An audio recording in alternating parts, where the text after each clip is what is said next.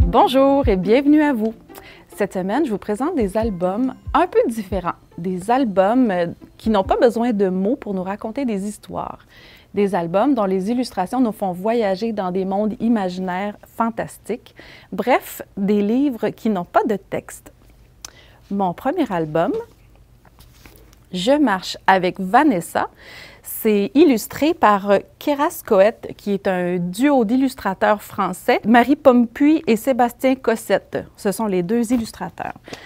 Dans ce livre, on retrouve Vanessa, une jeune étudiante qui vient de déménager et qui arrive dans une nouvelle école.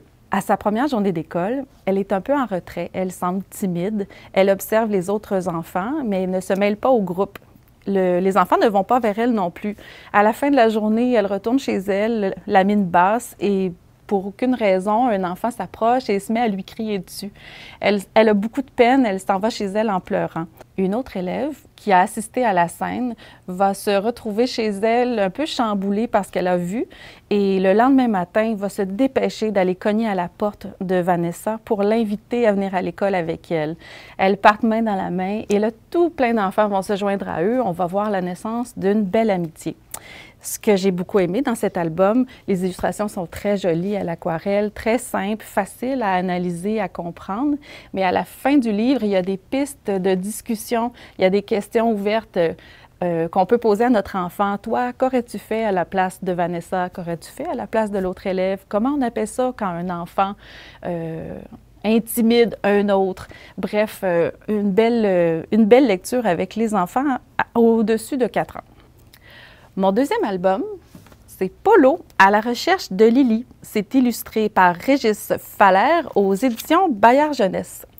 Cet album-là est vraiment pour les tout petits et c'est sous forme de bande dessinée.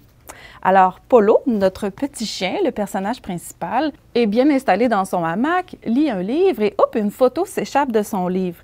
C'est une photo de sa grande amie Lily. Et là, Polo se met à se poser la question, mais où est Lily? Où se trouve-t-elle? Et il va partir à l'aventure pour retrouver sa grande amie.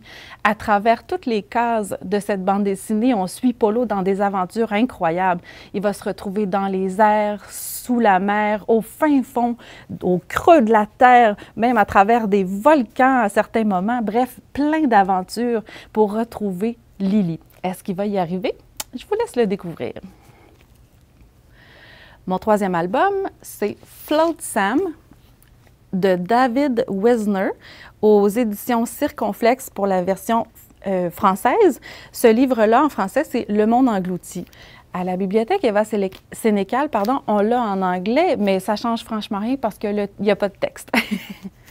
Alors donc, dans Float Sam, l'histoire se passe à la plage. Il y a un garçon qui est en train de jouer dans le sable et qui tout d'un coup voit un vieil appareil photo qui est rejeté par les vagues.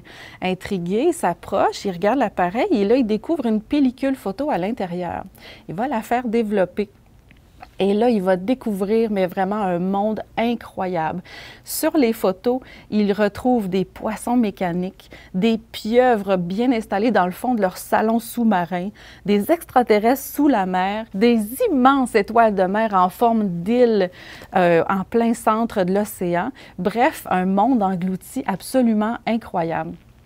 À la toute fin, la dernière photo, sur cette image, on retrouve une jeune fille à la plage qui tient dans ses mains une photo d'une jeune fille à la plage qui tient elle aussi une photo d'un enfant à la plage, etc., etc., etc.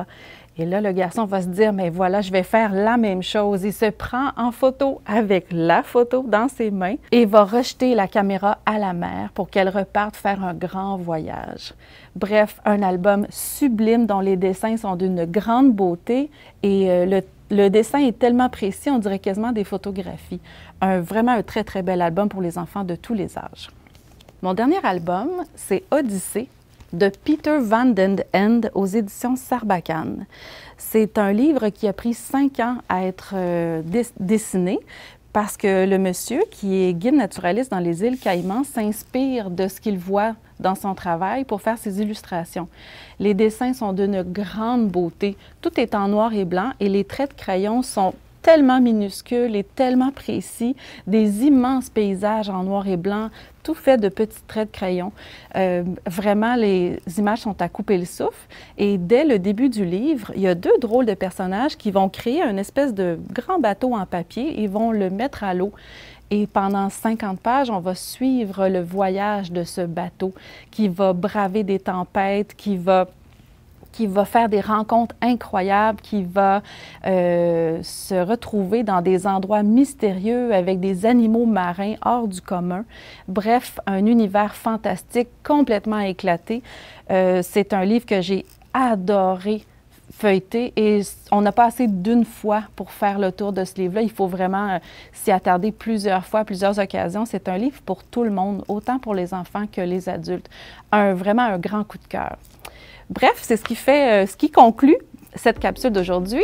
Tous nos livres, bien sûr, sont disponibles dans les bibliothèques de la ville de Sherbrooke. Merci beaucoup. À la prochaine.